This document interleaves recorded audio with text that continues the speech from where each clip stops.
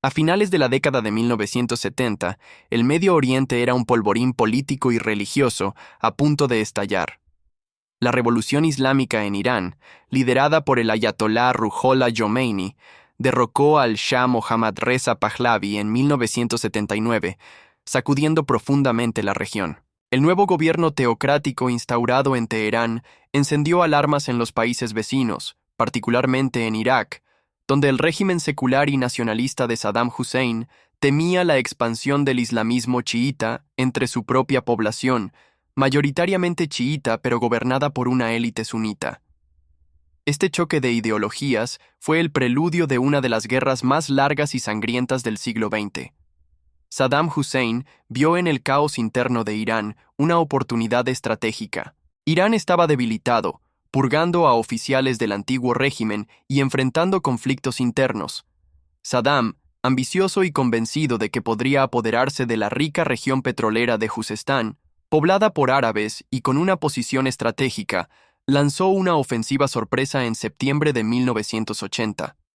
Su objetivo era rápido: apoderarse del territorio y provocar la caída del nuevo régimen iraní.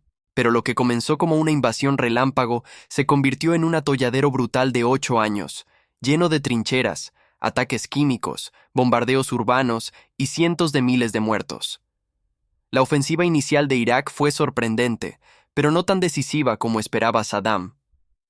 Aunque logró avances en los primeros días, capturando algunas ciudades fronterizas y dañando infraestructura militar iraní, pronto se encontró con una feroz resistencia. La Guardia Revolucionaria, recién formada pero ideológicamente fanática, movilizó a miles de voluntarios que, con escasa preparación, marchaban al frente al grito de «Mártir o victoria». Esta resistencia inesperada frenó el avance iraquí y convirtió la guerra en un conflicto de desgaste. Las trincheras se hicieron comunes, al estilo de la Primera Guerra Mundial, y la línea del frente se estancó durante años. Irán, bajo la guía de Khomeini, no solo defendió su territorio, sino que buscó castigar al agresor. En 1982, tras recapturar importantes ciudades como Khorramshahr, Irán pasó a la ofensiva. El conflicto tomó un giro inesperado. Ahora era Teherán quien quería llevar la guerra a suelo iraquí, con el objetivo declarado de derrocar a Saddam Hussein. Esta decisión extendió el conflicto más allá de lo imaginable, convirtiéndolo en una lucha no solo territorial, sino ideológica y existencial. Irán apelaba a su yihad de defensa, mientras Irak se aferraba a su soberanía amenazada. A medida que la guerra se prolongaba, ambos bandos recurrieron a tácticas cada vez más desesperadas y brutales. Irak comenzó a utilizar armas químicas, como gas mostaza y sarín, contra soldados iraníes e incluso contra su propia población kurda, como en el infame ataque a Halabja en 1988. Aunque estas acciones fueron condenadas internacionalmente, el régimen de Saddam recibió apoyo tácito de varias potencias que veían en Irán una amenaza mayor.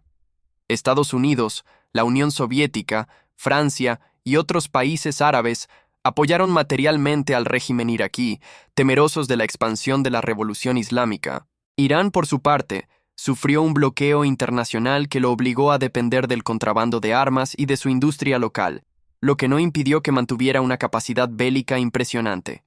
Mientras tanto, en Irán, el régimen utilizaba la guerra como una herramienta para consolidar su poder interno. El discurso religioso de martirio y sacrificio se convirtió en parte esencial de la propaganda estatal. Niños y adolescentes eran enviados al frente, a veces desarmados, con llaves de plástico colgadas al cuello, como símbolo de su entrada garantizada al paraíso. Estas escenas conmocionaron al mundo, pero para muchos dentro de Irán era un acto de fe. El conflicto ya no era solo por el territorio perdido en 1980, sino por la supervivencia misma del modelo revolucionario iraní, en contraposición al laicismo autoritario de Saddam. La guerra también tuvo un profundo impacto en la vida civil. Las ciudades fronterizas fueron devastadas, con cientos de miles de muertos y millones de desplazados. En Teherán y Bagdad, los ciudadanos vivían bajo constante amenaza de bombardeos, con sirenas que interrumpían la vida cotidiana. Las infraestructuras de ambos países fueron severamente dañadas. Refinerías, puertos, centrales eléctricas y carreteras eran blanco constante.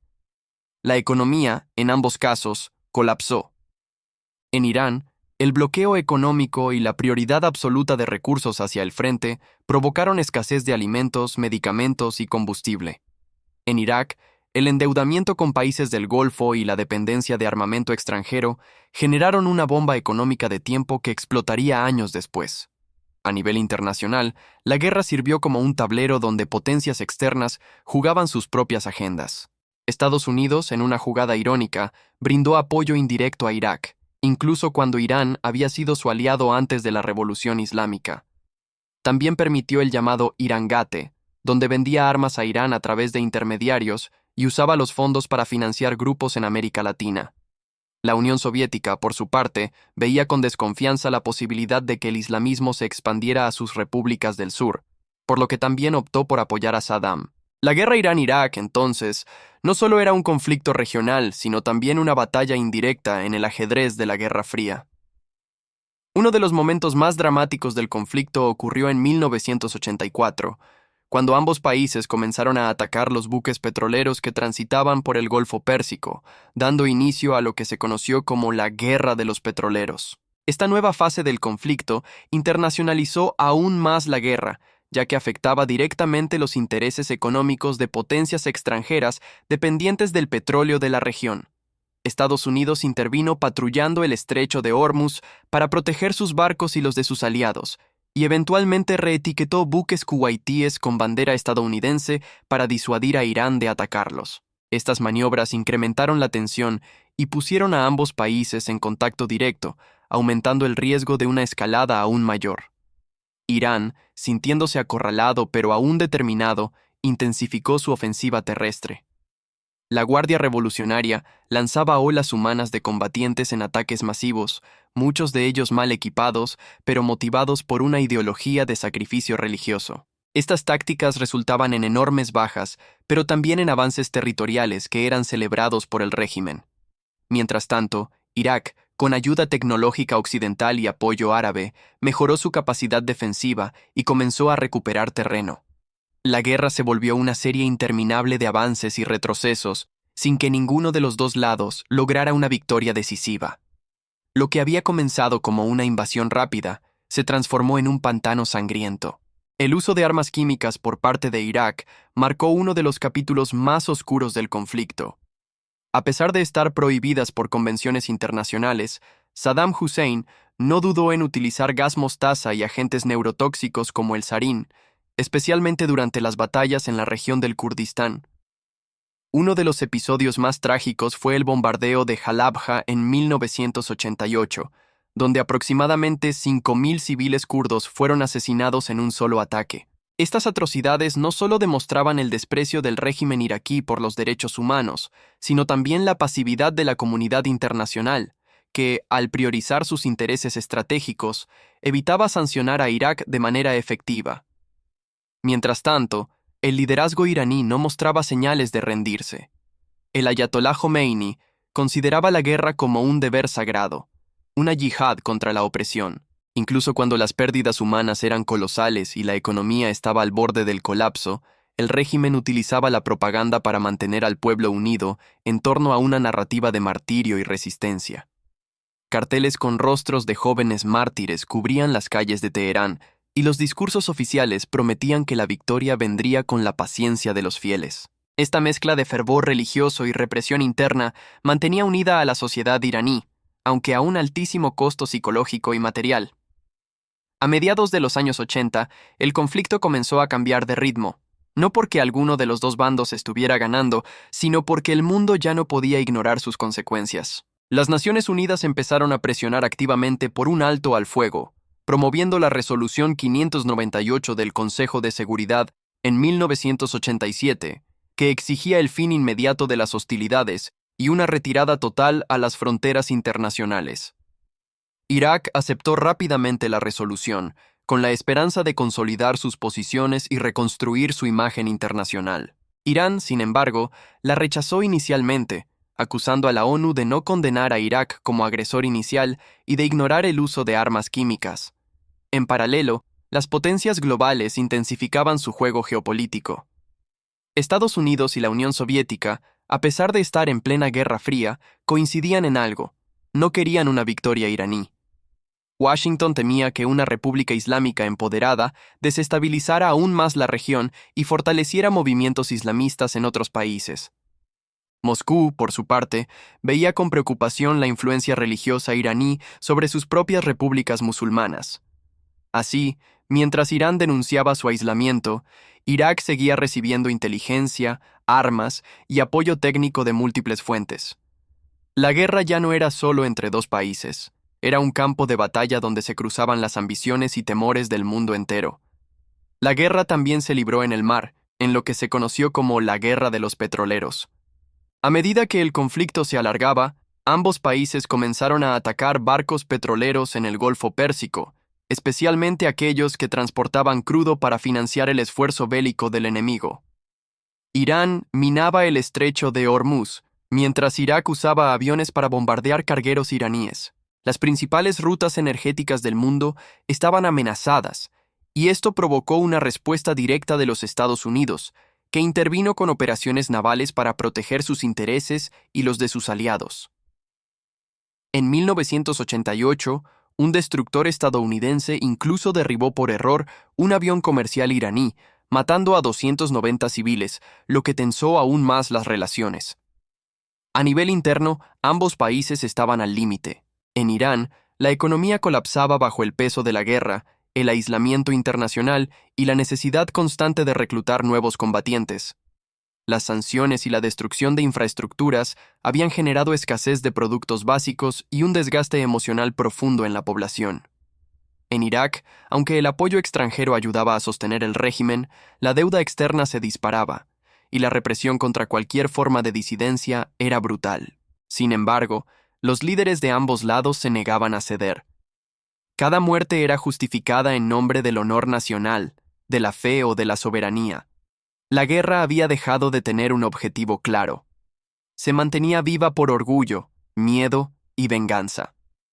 En 1987, la ONU intentó forzar una salida diplomática mediante la Resolución 598, que pedía un alto el fuego inmediato, la retirada de las tropas a las fronteras reconocidas y negociaciones de paz supervisadas internacionalmente.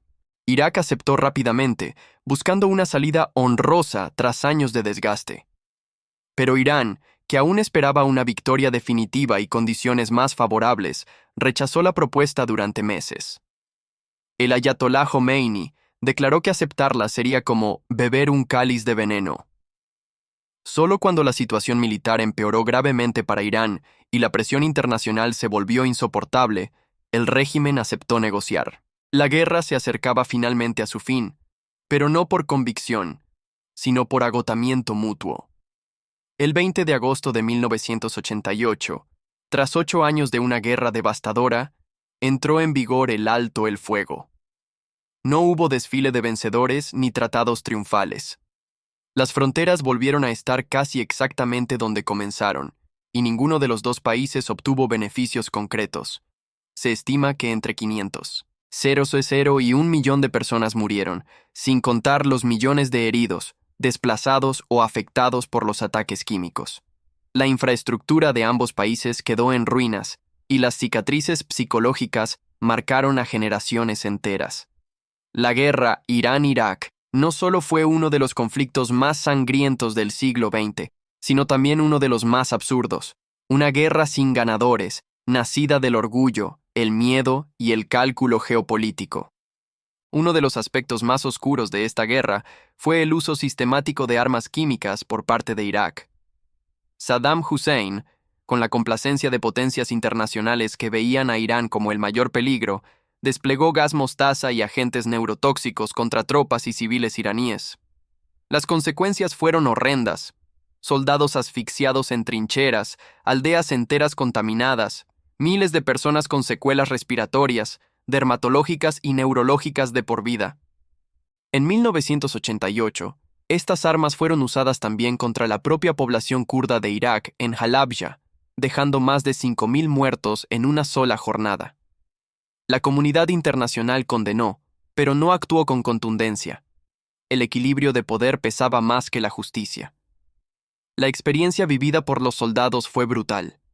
combatieron en condiciones extremas, expuestos a químicos, hambre, calor infernal y bombardeos constantes. Muchos eran adolescentes reclutados sin entrenamiento militar adecuado, enviados al frente con una llave simbólica al cuello que, según la propaganda, abriría las puertas del paraíso si morían como mártires.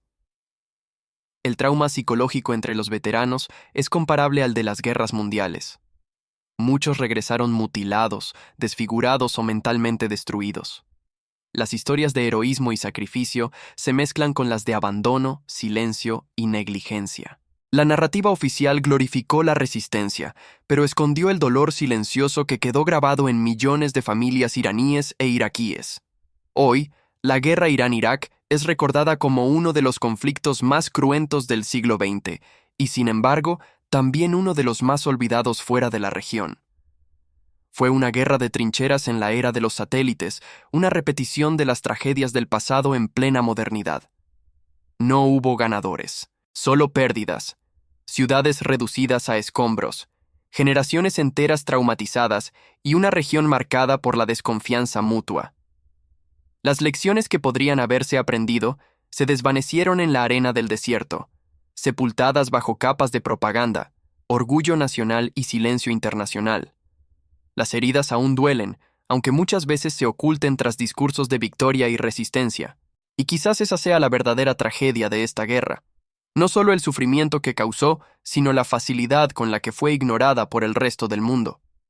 Fue una advertencia temprana del caos que vendría en Medio Oriente durante las décadas siguientes, un laboratorio de horrores que anticipó invasiones, colapsos, extremismos y nuevas guerras. Entender lo que ocurrió entre 1980 y 1988 no es solo recordar el pasado, es mirar al presente con los ojos abiertos. Porque solo cuando se confrontan los errores históricos con honestidad se evita repetirlos en el futuro.